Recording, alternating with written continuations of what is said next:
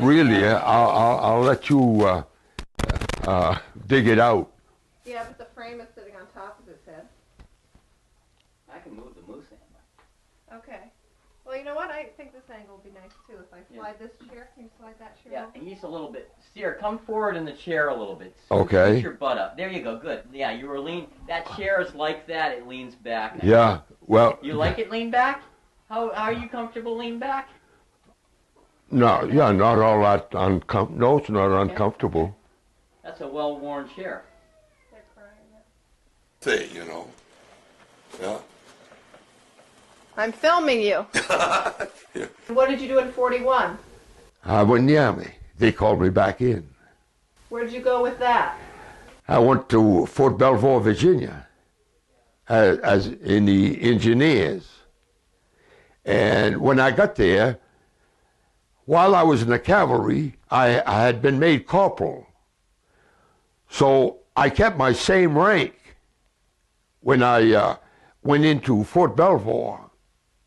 And then I made platoon sergeant, and they kept me in Fort Belvoir, Virginia, training men. And I was there for roughly three years and some odd, and just training one group after another, and sending them overseas to various places. And after I'd been there for that length of time, they decided that they had better send me. They sent me to China. Where in China? Well, I went to Shanghai, but I was on the Kunming. I was on the Vietnamese border, Kunming, China.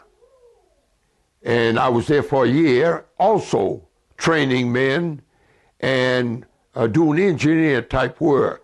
I was in charge of a water filtration plant. Well, I erected it and operated it for I had a half a dozen men, and we operated that water filtration plant in Kunming till the atomic bomb was dropped. And then they sent me to Shanghai. I flew from Kunming to Shanghai, and from Shanghai into Seattle, Washington, and home. Why did they have you filtering water? So we have drinking water. We not only filtered it, but we mixed it with chlorine through pumps and various machinery. And we distributed it to various campsites. We had 2-3 trucks, which was under my jurisdiction, and we'd send, they had their routes and they delivered their water. And I just stayed at the plant with a couple of men and operated. We had a brook running down there, and we took the water from the brook, filtered it, mixed it with chlorine, then sent it out to be, and it wasn't fit to be drank in that manner. We always warned them that they still had to boil it. So, were there people living in that place where you were filtering the Kunming? water? Yes. Yes, there was a little, Kunming was, Gunheitsa. Were they drinking the Yeah, water? Kunming was a pretty good, fair-sized city not too far from Vietnam. But where I live, in the campsite that I live, it was all mud brick housing. But they were fairly decent barracks. And we lived there, and we did we had a main dining area. We went down to the dining area to eat, and we had to cross this little town of Gunheitsa. Our campsite was here, Gunheitsa was here, and our kitchen facilities why they did it that way was on the other side of Kunming. And we'd walk through this little town every morning on our way to breakfast. What was it like? Well, it was quite something. Pigs running around, little babies with a little slit in the back of their trousers, so they could squat any. You'd see their little butt in that slit, and they squatted wherever they happened to need to go to the toilet. They just squat there and went to the toilet. I'm talking about little shahaitzes, little kids then. And we'd cross this little village and go eat, then go back and do our day's work. Where did the grown-ups in that country go to the bathroom?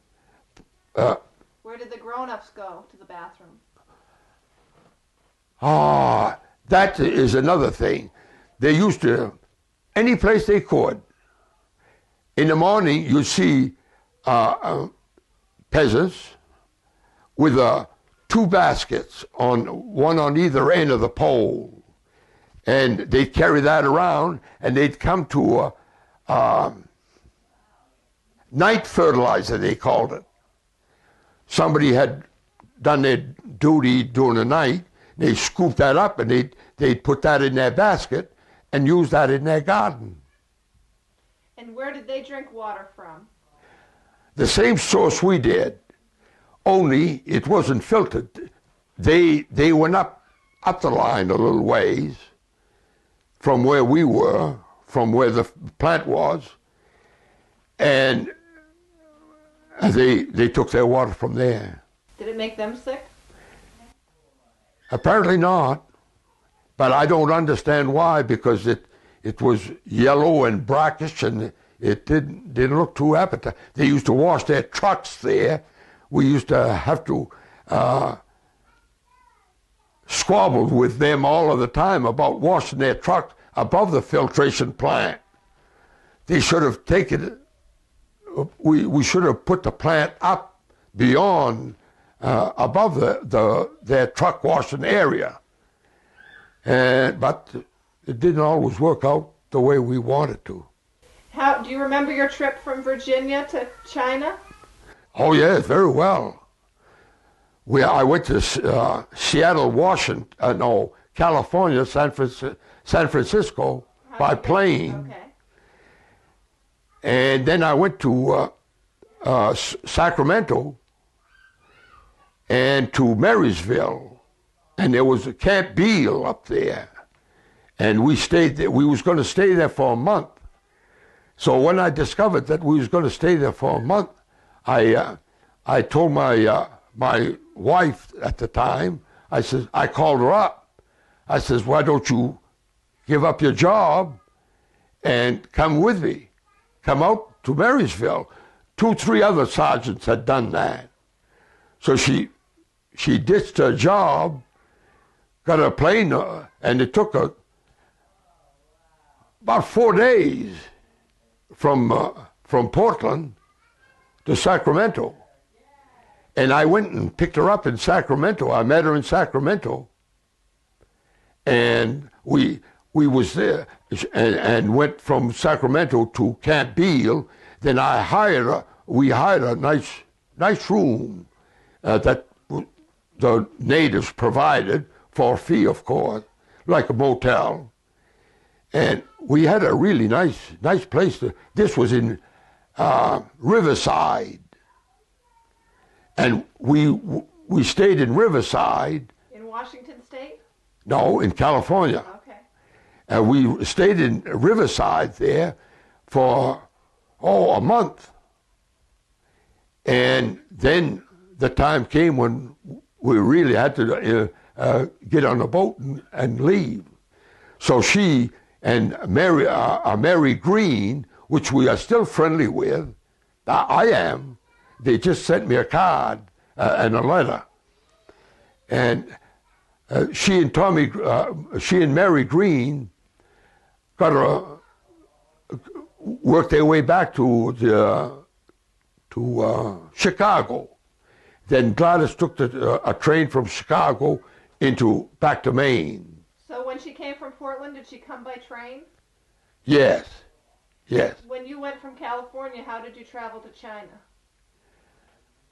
We went to San Diego from Riverside. We was all packed and ready to go, and we took a ship, the U.S. Escaped my mind, but it was a brand new ship, and we traveled alone. Usually ships travel in packs, in convoys, but this was a brand new ship, a little faster and more modern. So we was all non-commissioned officers and commissioned officers on that. There was 5,000 of us on that ship. What does non-commissioned mean? Pardon? What does non-commissioned That means that you're not an officer. You're an officer, but non-commissioned. When you get out of West Point, they say, I commission you a lieutenant so-and-so, then you become a commissioned officer. You're a captain, lieutenant, you're a lieutenant, captain, major, colonel, general, whatever. But as a non-commissioned officer, you're a corporal, sergeant, first sergeant, first class, etc. So do you have to go to school like a West Point to be commissioned? That's correct, yeah. Where if you just went to the military and you go up in rank, then you're non-commissioned? Yes, if you, some of us had chances to go to a 3-month, OCS they called it, Officers Training School. Yeah. And some of us chose not to go, some of them did. And, but on this ship, we went to Australia first. What was that like? We was just there. We weren't allowed off the ship, but we were able to. We was in. Now,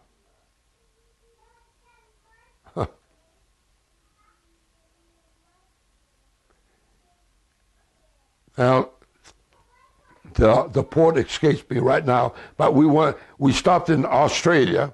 We crossed the date line, by the way. And if you had the date line is from one day to the next. And they used to initiate you. If you hadn't crossed it before, they'd initiate you or do different foolish things. And that was quite fun, but it was extremely hot on the way. And I wasn't a good sailor. But the first few days of the trip, I was sick as a dog. But then I got on my feet. But there's some that was sick from the time they embarked till the time they got off. They were sick, seasick. And we went from Australia to Calcutta, to Bombay, India. And from Bombay to Calcutta. And we got off at Calcutta, and I think it was New Year's Eve. We'd been on the ocean for over a month, from San Diego to Australia to Bombay and Calcutta. And we stayed at a campsite there outside of, what was the name of that campsite? Kanchapara. And we stayed there waiting for transportation to go into China. And we was waiting for planes to go over the Himalayas. We stayed there a couple of weeks. What was that like? Well, we had time to rest, and it was pretty good. We went back to, we used to go to Bombay at night. They'd provide a truck, and we'd go there, and we rode through these little towns, and they smelled awful going through these towns. And come to find out, they used to take cow dung and mix it with straw and make patties out of it and stick it on the side of the house. And the sun would dry it out. And that's what they use as fuel. They'd burn that. It would burn readily. After it had dried out, the sun is extremely hot. And like I say, they cut up straw and took cow dung and made patties out of it, stuck it on the wall. You'd see the houses all, well, they were mud houses, mud brick houses, and they're all full of that fuel. And at night, you'd see them, they'd have little charcoal burners, and they'd feed that fuel into it and cook their supper. And as we rode through these little towns, the stench was wicked. And we used to go visit in Bombay, and we'd stay probably till 9, 10 o'clock, have a few beers, and look, just as tourists, go back to camp, and we entertain ourselves like that for a couple of weeks while we stay there. Then we took a plane over the Himalayas overnight into China, and that's the way there was no method of going in there without they take a plane load after plane load of us soldiers, fly us over the Himalayas, and which was quite a feat in those days because they're extremely high, and a lot of planes went down. A lot of planes went down, and they landed near Kunming there, and brought us to Shanghai. And then where did you go from there? After a year was up, the war was finished, I went to Shanghai, and that was high-class living there. The army had taken over French quarters. There was no furniture, but those apartment houses, this is the first time I ever saw nice colored, I've never seen it in the United States, colored toilet facilities, toilets, and sinks, and bathtubs, and showers. And they had all of this. You mean colored, not white? Some of them were white, but all I'd ever seen was white stuff. But over there, they had the latest. The what? The latest? Yeah, the latest of everything. Yeah. But we took over those buildings to quarter the army, and I was there a month in Shanghai, waiting for a ship to go to come back home. What was that like? That was high-class living. We used to get per diem. They'd give us, I think, $15 a day, each soldier. And we'd go and eat wherever we wanted to, at Chinese restaurants or mostly Chinese restaurants. And we could save a little money because the food was cheap and good. Back in the States, you were making, what, $16 or $19 a week? Back in the States then, I'd lost all track. This was in 1944, 45. Yeah. And I'd lost track of but before I'd gone, I was making $25 a week. One week I'd make 32 because I worked overtime. I worked Saturday, which they considered overtime, but it was for my benefit. I'd work that Saturday so that I'd come back home a day sooner and have a day extra at home. So I got a day. I used to get $32 a week that week, and 25 the next. And when you were in Shanghai, what did you do? Nothing really. We just ogled the girls, and just we visited. We were like tourists.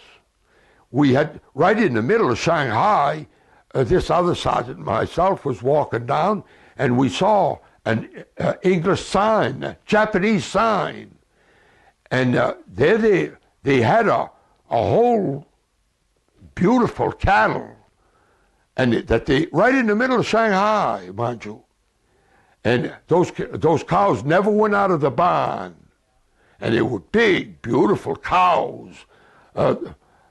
I'd never seen anything quite like it in the States, but those cows never went out. They were fed in a barn, they were milked in a barn, and they went out once a day with their Chinese handler, walking around for exercise. Then they were brought back in, then they went out to pasture, but that was their milk supply. That they produced milk there. What were the buildings like? The buildings? A long shed. You mean where the cattle were? No, in the whole city. Oh, beautiful. Beautiful. How tall was the tallest building? It didn't go, but they had some really handsome looking buildings at the time. Did they have high buildings? Oh, yes. Yes, they, like, I think that this French apartment building where we were, and there was also, we lived in a French community. There was also a Russian community where the Russians stayed, international village, in other words, and they tended to stick to their own, you know, the English in one area, the French in another, Italians in another. It was quite an arrangement. Who had the tallest building? Oh, I wouldn't know. Did they, I mean, what? But where we were, see, we went to a hotel for a drink one time, right in the middle of the city, practically, and there was a big racetrack there, and they had fine horses from Japan. The Japanese, by the way, were still there, but they were unarmed. Before we got there, they'd been disarmed. Do you remember when the bomb was dropped? Oh, in August sometimes. Do you remember how you heard about it? Yes. They said Truman dropped the atomic weapon. We knew that this was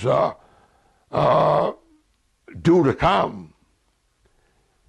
And he dropped it on Hiroshima and Nagasaki, and that was the end of within days. I think Hiroshima was the first, and then Nagasaki, and they killed 90,000 in Hiroshima alone. How many people were killed in the war, do you know? In the American, on the American side, I would say about 250,000. I wouldn't be too far wrong. Not counting this is killed. There's